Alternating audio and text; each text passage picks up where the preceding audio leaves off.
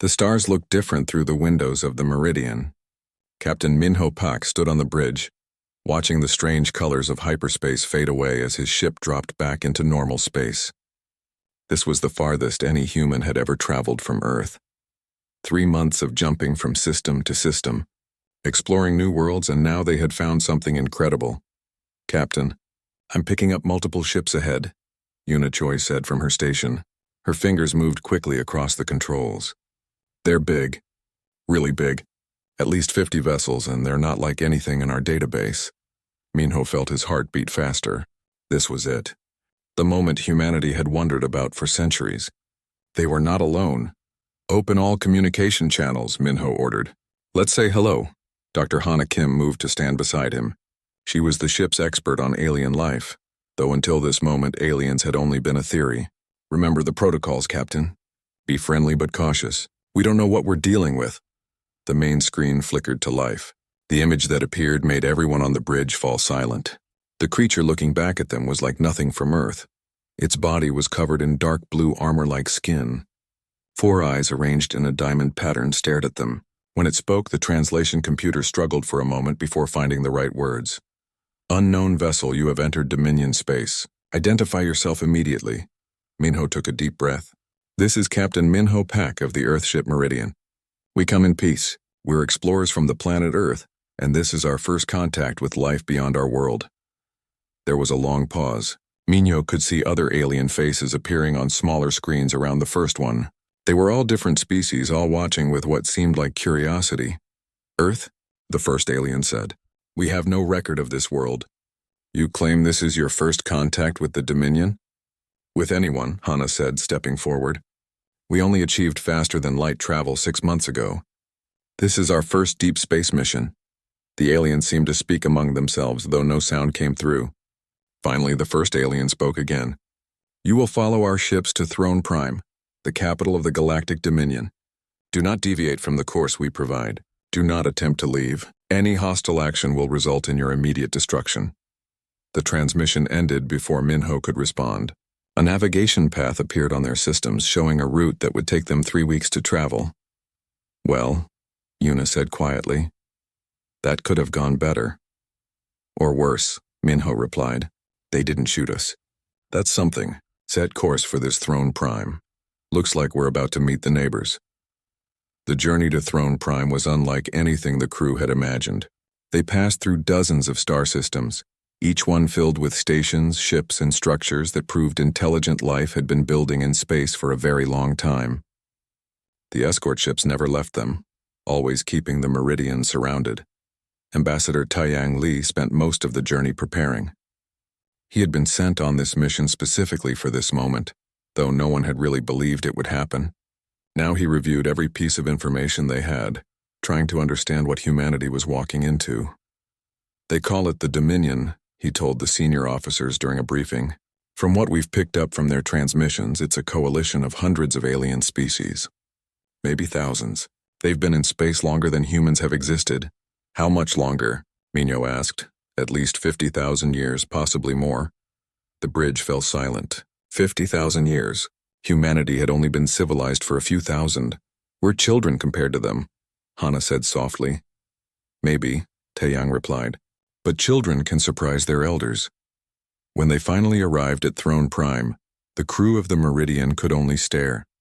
The planet was surrounded by massive structures that made Earth's largest space stations look like toys. Ships of every size and shape moved in organized patterns. The planet itself seemed to glow with artificial light even on the dayside. They were directed to land at a specific location. When the Meridian touched down, Minho, Taiyang, Hana, and Yuna prepared to exit. They wore their formal uniforms and carried no weapons as instructed. The landing platform was enormous. Hundreds of different aliens stood in organized groups, all watching as the humans emerged from their ship. Minho had never felt so small, so insignificant. These beings represented civilizations that had conquered the stars while humans were still learning to make fire. A path opened through the crowd. At the end stood a platform with 12 seats, each one occupied by a different alien. The one in the center was tall and insect-like, with multiple arms and wings that shimmered in the light. This was High Arbiter Velxath, the leader of the Dominion Council. "Humans of Earth, Velxath's voice boomed across the platform. You stand before the Galactic Dominion, the oldest and greatest civilization in this galaxy. For 50,000 years we have maintained order among the stars. For 50,000 years we have guided younger species toward enlightenment. Taeyang stepped forward and bowed respectfully. We are honored to meet you, High Arbiter. Humanity seeks only peaceful coexistence and the chance to learn from those who came before us. Noble words, Velxath replied. But words mean nothing without proof. Every new species that joins the Dominion must prove their worth. This is the law that has stood since the beginning. You will undergo the trial of worth. Minho felt a chill run down his spine. What does this trial involve? Another council member spoke. A creature that looked like living water held together by some invisible force. 5 challenges, each designed to test a different aspect of your civilization. Military prowess, technological achievement, diplomatic skill, survival instinct, and the ability to unite with others. You have 90 standard days to complete all 5 challenges. And if we succeed? Taeyang asked. Then humanity will be welcomed as a full member of the Dominion, Velxath said. You will have access to our technology, our knowledge, our protection. And if we fail? Hana asked quietly. Velxath's 4 eyes all focused on her. Then your species will be quarantined to your home system for 10,000 years. You will be prohibited from space travel beyond your own star. This is the law. This has always been the law. Minho looked at his crew, then at Taeyang. 10,000 years. That was longer than all of recorded human history. But what choice did they have? If they refused, the Dominion might quarantine them anyway, or worse. We accept, Taeyang said firmly. Humanity will take your trial. A ripple of sound went through the gathered aliens. It might have been surprise or amusement or something else entirely. Velxath leaned forward in his seat. Know this, humans. In the last 3,000 years, 67 species have attempted the trial of worth. All 67 have failed. The challenges are designed by the greatest minds of the oldest civilizations. They are not meant to be easy. They are meant to be almost impossible. Almost impossible, Minho said, speaking for the first time directly to the council. That means someone has passed before. Yes, Velxath replied. 7 species in all of history. The last was 3,000 years ago. Do you really think your young species can succeed where so many others have failed? Taeyang stood straighter. We won't know until we try. That's the human way. Velxath made a sound that might have been a laugh. Very well. Your trial begins in 7 days. Use that time to prepare. You may access our public databases and speak with any species willing to talk with you. But know this, humans. The galaxy is watching. If you fail, you will serve as a reminder to others of the price of arrogance. The council rose as one and left the platform. The crowd of aliens began to disperse, though many stayed to stare at the humans. Minho noticed that some looked sympathetic, others curious, and some openly hostile. As they walked back to the Meridian, Hana spoke quietly. Did you notice? Velxath didn't want us to succeed. None of them did. They're expecting us to fail. Then we'll surprise them, Yuna said. We've been surprising people since we climbed down from the trees. Minho looked up at the alien sky, at the thousands of ships and stations visible even in daylight. Somewhere out there in the vast darkness of space, Earth waited. Billions of humans who didn't even know this trial was happening. Their entire future rested on what happened in the next 90 days. Get some rest, he told his crew. Tomorrow we start preparing. And we start surprising these aliens about what humans can do. The first 3 days were spent learning everything they could. The Dominion's public database was massive, containing information from hundreds of different civilizations. Minho organized his crew into teams, each focusing on a different aspect of the upcoming challenges. Daehyun Ko, the ship's chief engineer, spent every waking hour studying alien technology. He sat in his quarters surrounded by floating holographic displays, his eyes red from lack of sleep. It's incredible, he told Hana when she came to check on him. They've had faster-than-light travel for so long that they've forgotten there are other ways to do it. They've perfected one method and stopped looking for alternatives. Is that useful? Hana asked. Maybe, Daehyun said with a tired smile. Sometimes the old ways aren't the best ways. They're just the familiar ways. Minji Park, their quantum physicist, made a different discovery. She found patterns in how the Dominion species approached problems. They're logical, she explained to the group. Almost too logical. They solve problems like computers, always taking the most efficient path. But humans don't think that way. We take weird paths. We make intuitive leaps. We feel our way through problems. You're saying our irrationality is an advantage? Yuna asked. I'm saying our creativity is an advantage, Minji corrected. Logic is predictable. Creativity isn't. On the fourth day, an unexpected visitor arrived at the Meridian. The alien introduced himself as Counselor Thexra, a member of the Dominion Council. His species was amphibious, with smooth blue-green skin and large eyes that seemed to hold genuine kindness. I came to warn you, Thexra said, speaking quietly, even though they were alone in the meeting room. The trials are designed to be unfair. Oh, officially they're meant to test your capabilities. But the truth is more complicated. The Dominion stays powerful by keeping newer species under control. Very few are meant to pass. Why are you telling us this? Taeyang asked. Because I believe the Dominion has lost its way. Thexra replied. We were founded on principles of cooperation and growth. Now we're founded on maintaining power. Maybe a new perspective is what we need. Maybe humans can remind us of what we used to be. Can you help us? Minho asked, not openly. But I can give you advice. Don't try to beat them at their own game. Play your own game. Do what they don't expect. That's your only chance. After Thexra left, the crew felt both encouraged and worried. They were going up against a system designed to make them fail. Then we'll change the game, Yuna said simply. The first challenge arrived on the 7th day. The humans were brought to a massive simulation facility. Thousands of aliens filled the observation areas, all wanting to watch the newcomers attempt what so many others had failed. High Arbiter Velxath explained the challenge. You will defend a simulated colony against an invasion fleet. The attacking force is 3 times your size and has superior technology.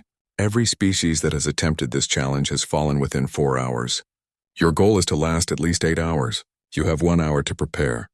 Minho looked at the simulation parameters. It was a nightmare scenario. The enemy had better ships, better weapons, and more resources. A fair fight would be over in minutes. We don't fight fair then, Yuna said, already planning. They expect us to meet them head-on, fleet against fleet. We don't do that. Instead, Yuna organized guerrilla tactics. They hid ships behind asteroids and inside gas clouds. They used small, fast attacks to confuse the enemy. They didn't try to win battles just to survive and frustrate their opponents. When the larger enemy ships got close to the colony, the humans abandoned traditional defense patterns entirely. They rammed damaged ships into enemy vessels, used civilian transports as decoys, and constantly retreated and regrouped. The simulation ran for 3 days. The human colony fell, but it lasted 72 hours. The observation area was completely silent when the simulation ended. Impossible, Velxath said, but there was something in his voice that wasn't quite anger. It might have been worry. The second challenge came 2 weeks later. The humans were given basic materials and told to build a working faster-than-light engine in 48 hours. Every species before had tried to build an engine using Dominion principles. Most failed. A few succeeded after taking weeks. Daehyun looked at the materials and made a decision. We're not building their engine. We're building ours. But ours is less advanced, Minji protested. It's different, Daehyun corrected. And different might be enough. For 2 days, the team worked without stopping. They built an engine based on human warp theory, something the Dominion had never seen because they'd developed along a different technological path. When they activated it, the observers were confused. This engine is inefficient, one of the judges declared. It uses more energy and has a slower maximum speed than our designs. But it works, Daehyun said, exhausted but smiling. And we built it in the time limit. The challenge was to build a working engine, not to build your engine. The judges consulted for an hour before reluctantly agreeing. The humans had passed, but only on a technicality. The third challenge was different. It was a test of diplomacy. The humans were shown 2 simulated alien species that had been at war for generations. They had to broker peace between them within 1 week. Every previous species had approached it with logic, trying to fairly divide resources and territory. Hana took the lead on this challenge. She spent days talking to both sides, not about resources but about their cultures, their stories, their histories. She learned their songs and their myths. Then she did something no one expected. You're not fighting over resources, she told both sides during the final negotiation. You're fighting because you've forgotten what you have in common. Both of your creation myths talk about 2 sibling gods who worked together to build the world. You've forgotten that you're family. She shared stories from human history, about wars that ended not through logical compromise but through emotional understanding. She spoke about forgiveness, about shared pain, about the human concept of empathy. The simulation judges were baffled. This is not logical, they protested. Emotions are not a valid basis for lasting peace. Tell that to humans, Hannah replied. We've been making peace through shared stories and emotional bonds for thousands of years. It doesn't always work, but when it does, it lasts longer than any treaty based only on logic. The simulated species reached an agreement based on cultural exchange rather than resource division. The challenge was passed, but Velksath's expression grew darker. The humans fight like no one we've seen, he said to his fellow council members in private. They don't follow the rules. They don't think like we do. They're unpredictable. Is that not what the trials are meant to reveal? Thexra asked innocently. The trials are meant to show us if a species can fit into the Dominion, Velksath replied sharply. These humans don't fit. They're too different. Too chaotic. Or perhaps we've become too rigid, Thexra suggested.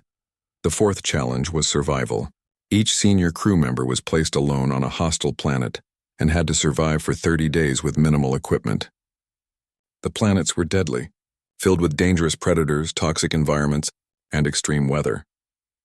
Other species had survived this challenge, but barely, and only by using advanced technology to shelter themselves from the environment. The humans took a different approach.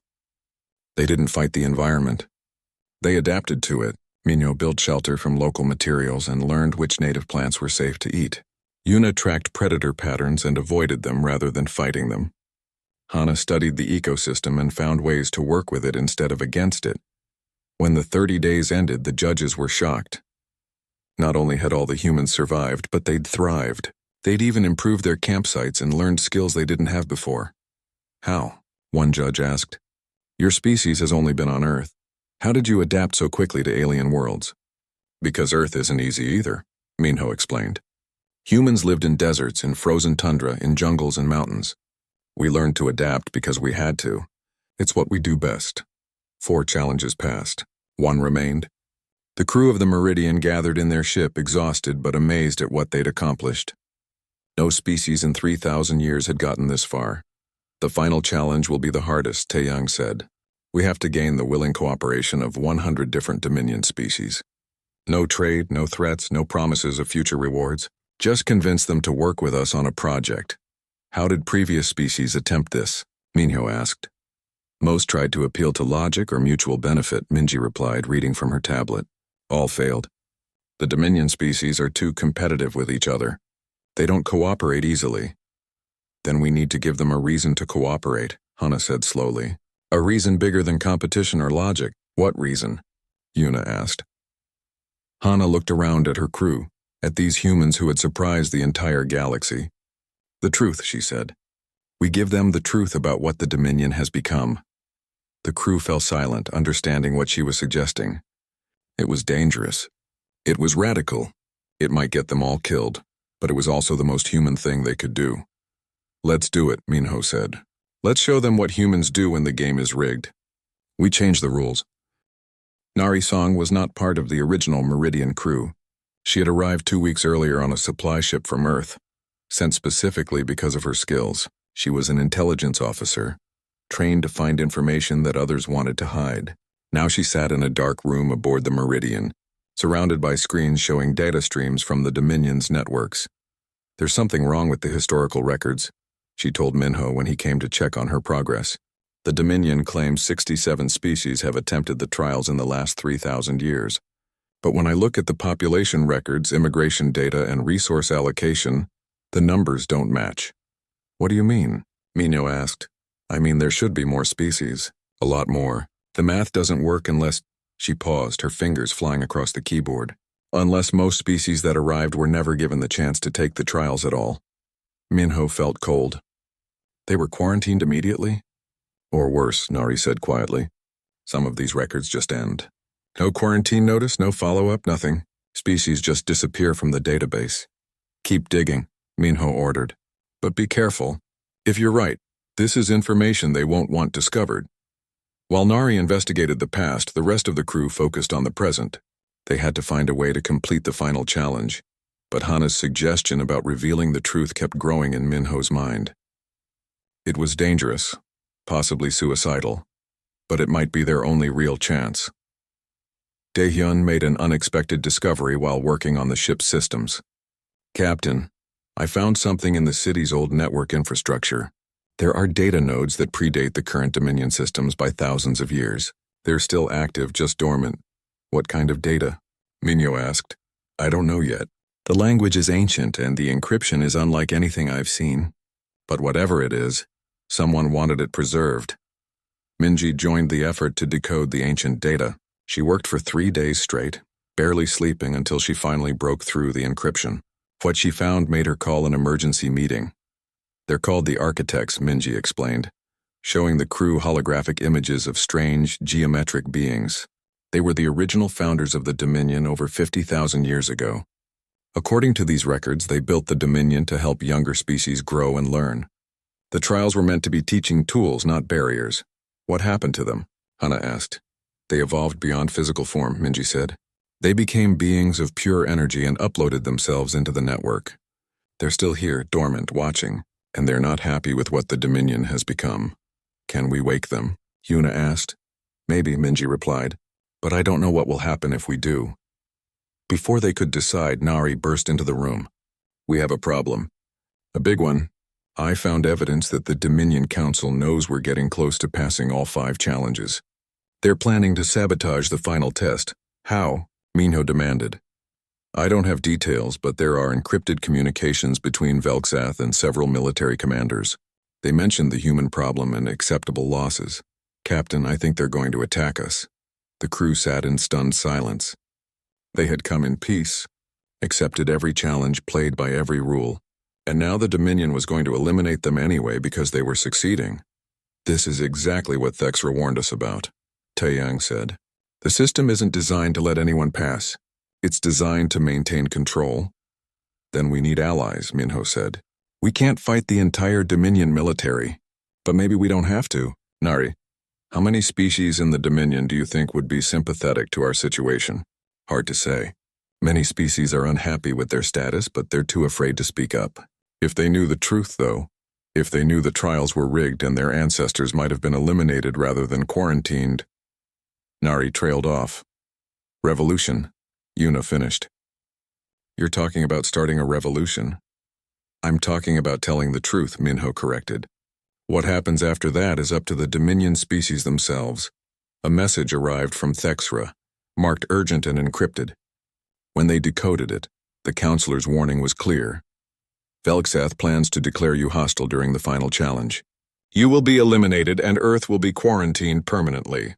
You have 3 days before this happens." "I'm sorry. I tried to stop them, but the hardliners control the council." 3 days, Hana said. "That's all we have." "Then we work fast," Minho replied. "Minji, wake up the architects. Daehyun, prepare every piece of evidence we have about the Dominion's corruption. Nari, find every communication channel in the Dominion network. We're going to broadcast the truth to everyone at once." "That's going to make us enemies of the most powerful government in the galaxy," Yuna pointed out. "We're already enemies," Minho said. "They just haven't made it official yet. At least this way we get to fight back." Working around the clock, Minji managed to restore the architect's primary node. The ancient artificial intelligence came online slowly, like someone waking from a very long sleep. When it finally spoke, its voice was old and sad. "We see what has become of our creation," the architect said. "The Dominion was meant to nurture, not dominate. We were meant to guide, not control. We failed." "You didn't fail," Hana said gently. "You just slept while others twisted your dream. But you can help us fix it now." "How?" the architects asked. "We are ghosts in the machine. We have no physical power." "You have something better," Minji replied. "You have evidence. 50,000 years of data, including records of what happened to species that were eliminated. You have proof of what the Dominion has become." "And you want us to share this proof with all Dominion species?" the architects asked. "Yes," Minho said firmly. "The truth is the most powerful weapon we have." The architects were silent for a long moment. Then they said, "We will help you, not because we believe it will succeed, but because it is right. That is what you humans seem to understand that we forgot. Sometimes doing the right thing matters more than success." Meanwhile, Counselor Thexra was taking his own risks. He secretly contacted species he knew were dissatisfied with the Dominion, preparing them for what was coming. He couldn't tell them much without exposing himself, but he could plant seeds of doubt. On the third day, Admiral Sunho Bayek arrived at Throne Prime with 3 Earth warships. It was a tiny fleet compared to the Dominion Armada, but it was all Earth could spare. Sunho was a veteran of Earth's various conflicts, a man who had seen war and hated it but knew how to fight when necessary. "We intercepted some concerning communications," Sunho told Minho privately. "Earth Command thought you might need backup. Looks like we were right. We're not here to fight," Minho said. "Good," Sunho replied. "Because we'd lose. But sometimes you need a show of force just to buy time for other options." "What other options do we have?" Minho explained the plan. Sunho listened quietly, his expression growing more serious with each detail. "You realize this could start a civil war?" Sunho said when Minho finished. "It could," Minho agreed. "Or it could free hundreds of species from a corrupt system. Either way, it's better than letting humanity be eliminated quietly." "I'm with you," Sunho said. "If we're going out, let's go out making noise." The time came for the final challenge. The humans were brought to a grand arena where the entire Dominion Council waited. Thousands of aliens filled the observation areas. This was meant to be the moment when humanity failed and learned their place in the galaxy. Velxath stood and announced the challenge. "You must gain the cooperation of 100 different species. No coercion, no trade, no promises. You have 1 week." Minho stepped forward. "Before we begin, we have something to show everyone." "This is not part of the challenge," Velxath said sharply. "No," Minho agreed. "This is something bigger. This is the truth." Dahan activated their broadcast. Every screen in the arena, every communication device in Dominion space suddenly showed the same thing.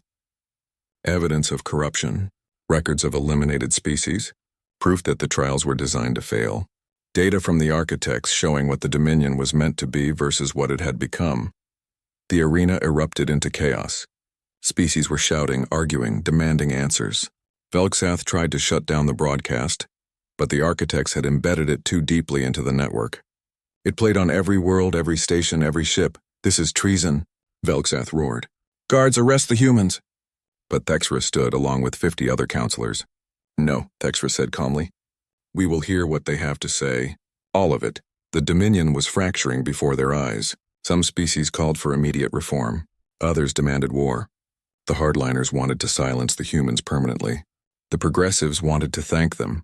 And somewhere on Earth, billions of humans went about their lives, completely unaware that their representatives had just challenged the most powerful civilization in the galaxy, and possibly doomed their entire species, or saved it.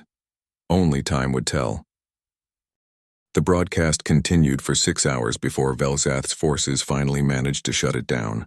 By then, the damage was done. Every species in the Dominion had seen the evidence. The truth was out, spreading through 1,000,000 worlds like wildfire. The immediate response was chaos. The Dominion Council chamber turned into a battlefield of words. Species that had quietly resented their treatment for centuries suddenly had proof of the injustice. Others, loyal to the Dominion, called the evidence fake and demanded the humans be executed for spreading lies. Velxath's voice cut through the noise. "Silence. This changes nothing. The humans have violated Dominion law by interfering with the trial process. They have spread propaganda designed to destabilize our government. The penalty is clear." "The penalty," Thexra said loudly, "should be for those who corrupted the Dominion's purpose. High Arbiter, you have maintained power by ensuring other species stay weak. That was never the Founders' intent." "The Founders are long dead," Velxath snapped. "We maintain order. We prevent chaos. That is our purpose now." "You maintain your own power," Counselor Thexra replied, "and you fear any species that might challenge it. That's why you wanted to eliminate the humans. Not because they failed your trials, but because they were succeeding." Minho watched as the council split into factions before his eyes. Roughly half supported Velxath, the hardliners who benefited from the current system. The other half looked uncertain, swaying toward Thexra's words. A small but growing group was listening to both sides and making their own judgments. "Guards," Velxath ordered, "remove the humans from this chamber and confine them to their ship. They are under arrest pending trial for treason against the Dominion." Armed soldiers moved toward the humans. Admiral Sunho stepped forward, his hand moving toward his weapon, but Minho stopped him with a gesture. "We'll go peacefully," Minho said. "We're not here to start a war. We're here to tell the truth. The galaxy can decide what to do with it." As the humans were escorted out, species throughout the chamber began arguing more intensely. Some left in protest. Others demanded immediate sessions to discuss the revelations. The Dominion, stable for thousands of years, was fracturing. Back on the Meridian, the crew watched as events unfolded across Dominion space. Nari monitored communications from thousands of worlds. The response was mixed but intense. 17 species have declared their withdrawing from the Dominion, Nari reported. 34 more have demanded emergency reforms. The military is mobilizing, but I'm seeing reports of some ships refusing orders. "Captain, I think we actually did it. We started a revolution. Or a civil war," Yuna said grimly. "Look at this." She showed them footage of a Dominion military fleet surrounding a world that had declared independence. "They're not letting anyone leave." Yoonji Lim, a cultural anthropologist who had come with Admiral Sunho's fleet, studied the patterns of rebellion. The species that are rebelling first are the ones who are closest to passing the trials themselves. They're the ones who felt the injustice most directly. But the longer this goes on, the more species will join them. It's a cascade effect. "How do we stop it from becoming a bloodbath?" Hana asked. "We don't," Yoonji said sadly. "We've set something in motion that's bigger than us now. All we can do is try to guide it towards something better." A message arrived from Thexra, smuggled through back channels. Warfleet Commander Krathnor is assembling forces to attack Earth. Velgzath has declared humanity a threat to the Dominion. You have perhaps 3 weeks before the fleet arrives at your home system. "I'm sorry. This is my fault for not stopping the hardliners sooner." Minho read the message aloud to the crew. The room fell silent. "Earth has no real defenses against a Dominion warfleet," Admiral Sunho said quietly. "Our ships, our weapons, everything is centuries behind their technology. We can't protect our homeworld. Then we need to end this before they reach Earth," Minho said. "We need to find a way to stop the war before it starts." "How?" Yuna asked. "We're locked on our ship. The Dominion military is mobilizing against us. Half the galaxy wants to thank us, and the other half wants us dead. We're 4 ships against an empire." Jiwon Nam, a young hacker who had been working with Nari, spoke up. "What if we had more than 4 ships? What if we had allies?" "We have sympathetic species," Taeyang said, "but sympathy doesn't mean they'll risk war for us." "Not for us," Jiwon agreed, "but maybe for themselves. The architects showed us that the Dominion has been suppressing technology and knowledge for thousands of years. What if we shared that knowledge? What if we gave every rebellious species access to the Dominion's hidden archives?" Minji understood immediately. "You want to level the playing field. Give the rebel species access to the same advanced technology the Dominion has been keeping from them." "Exactly," Jiwon said. "The Dominion stays in power because they have a technological advantage. Take that away and suddenly it's not an empire versus rebels. It's equals fighting for what's right." "That's still war," Hana protested. "We came here to make peace, not start a galactic conflict." "We came here to survive," Minho corrected gently. "And to give humanity a chance at a future in space. We've done that. Now we have to protect it." Over the next week, G1 worked with the architects to unlock the Dominion's hidden archives. Thousands of years of suppressed technology, scientific discoveries, and cultural knowledge flooded into the networks of rebel species. Ship designs, weapon systems, faster communication methods, medical advances that could save millions of lives. The balance of power shifted dramatically. Species that had been helpless suddenly had options. The Dominion's military advantage eroded as rebels built ships using designs that had been hidden for millennia. But Velgzath was not idle. Warfleet Commander Krathnor assembled the largest military force in 1,000 years, 1,500 warships all heading toward the rebel worlds, and at the center of the formation a special fleet destined for Earth. "They're going to make an example of us," Admiral Sunho said, studying the tactical displays. "Destroy Earth. Show the rebels what happens when you challenge the Dominion." "We need to stop that fleet," Minho said. "But how?" The answer came from an unexpected source. Counselor Thexra sent another message. 243 species have joined the rebellion. Many of their ships are untrained, but they're brave. We're forming a combined fleet to stop Krathnor. But we need a symbol. We need someone to rally around. The humans started this revolution. Will you help us finish it? Mino gathered his senior staff. They want us to join a battle fleet and confront the Dominion military. It's dangerous. Earth's government hasn't authorized us to participate in a foreign war. We could be making everything worse.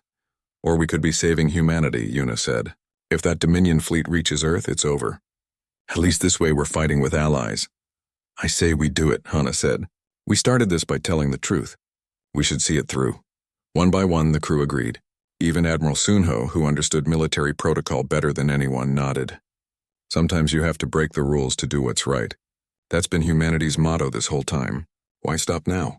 The Meridian and the 3 Earth warships joined the rebel fleet. 2,000 ships from hundreds of different species, all united by a common cause. It was chaos trying to coordinate so many different types of vessels with different communication systems and tactics. But somehow it worked.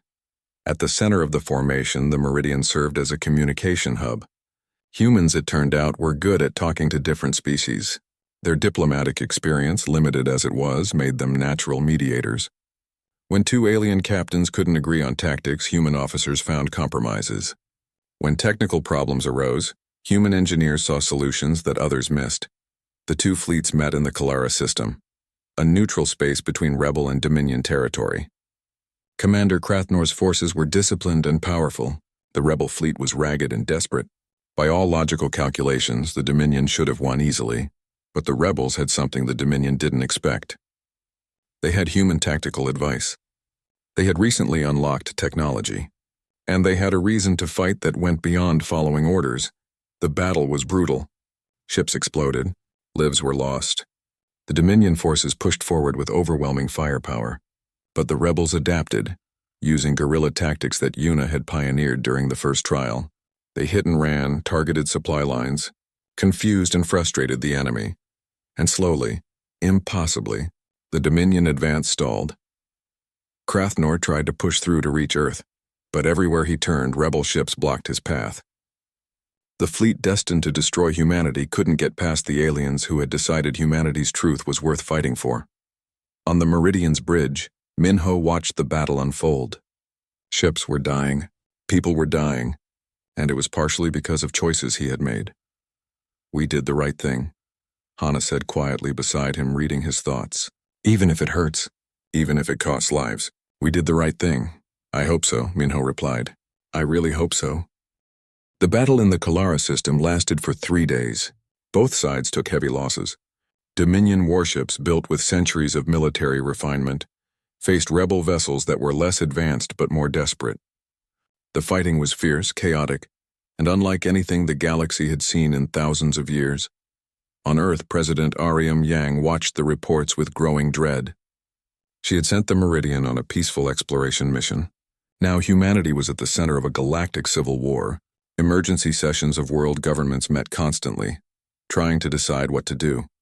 Some called for the Meridian's crew to be tried for starting a war. Others called them heroes for exposing corruption. What would you do? President Yang asked her advisors during one long night session. I would trust Captain Pak, said her chief of staff. He's seen what's out there. We haven't. If he believed this was necessary, then maybe it was. Or maybe he doomed our species, another advisor countered. The Dominion could still destroy us. They were going to anyway, President Yang said quietly. The records the Meridian sent prove that. The Dominion never intended to let us pass their trials. At least now we're fighting back. She made a decision. Earth would send what ships it could to support the Meridian. It wasn't much. Maybe 20 vessels that could barely reach the battle zone, but it was something. A message to the galaxy that humanity stood with their crew. In the Kalara system, the tide of battle was slowly turning. Not because of superior firepower, but because of something the Dominion military had forgotten how to counter. Inspiration. A young volunteer named Youngmin Park had joined the crew of a rebel ship after his world declared independence. He wasn't a soldier. He worked in agriculture, growing food on a colony world. But when the call came to defend his species' freedom, he volunteered. During the battle, Youngmin's ship was crippled. Life support failing, communications down, drifting toward a Dominion destroyer that would finish them off. Youngmin did something crazy. He put on an emergency suit, gathered what explosives were still functioning, and launched himself toward the Dominion ship using just a thruster pack. He landed on the destroyer's hull, placed charges on critical systems, and detonated them before the Dominion crew even realized what was happening. The destroyer was disabled. Youngman's own ship was rescued, and his action was recorded, broadcast across both fleets. The rebels saw someone like them, not a trained warrior but an ordinary person doing something extraordinary. The Dominion forces saw the same thing, and suddenly realized they weren't fighting soldiers. They were fighting people who believed in something. Morale shifted. More acts of bravery followed. Rebel ships that should have retreated kept fighting. Dominion crews began questioning their orders. Some even defected, refusing to fire on civilians who were only fighting for the same rights the Dominion had promised all species. Commander Crathnor watched his advantage slip away. He was a brilliant military mind, but he was fighting against something he couldn't calculate. Hope. All ships, fall back to defensive formation, he finally ordered. We regroup and await reinforcements. It wasn't a retreat. Not officially. But it was an acknowledgement that the rebels couldn't be easily defeated. Back on Throne Prime, the Dominion Council was in complete disarray. Velgzath had lost control. Species were demanding answers, demanding reforms, demanding justice. The evidence the humans had revealed couldn't be ignored or explained away. Councillor Thexra stood before the assembly. For 3,000 years we've told ourselves we were maintaining order. But we were maintaining tyranny. The humans showed us that. They're the newest species, the weakest by our measures, and yet they did what none of us had the courage to do. They told the truth. The truth has cost lives, Velsath said harshly. Ships are burning. Colonies are in rebellion. The humans have brought chaos to the galaxy. We brought chaos to ourselves, Thexera replied, by building a system designed to keep others beneath us. The humans just held up a mirror and showed us what we'd become. The debate raged for hours. Finally, a vote was called.